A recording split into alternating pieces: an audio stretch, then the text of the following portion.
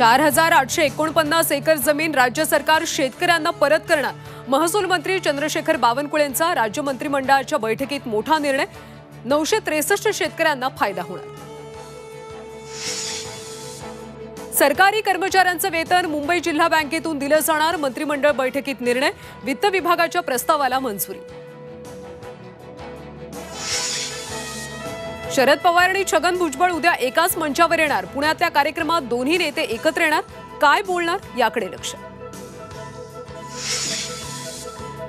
संतोष देशमुखांच्या हत्येचा तपास करण्यासाठी एसआयटीचं पथक बीडच्या केसमध्ये दाखल।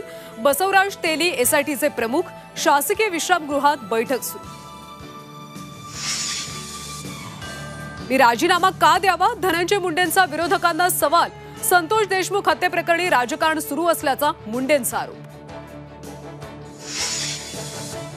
बीडमधल्या पोलीस स्टेशनमध्ये आणण्यात आलेल्या 5 पैकी 1 पलंग गायब। 1 पलंग गेला कुठे, रोहित पवारांचा सवाल।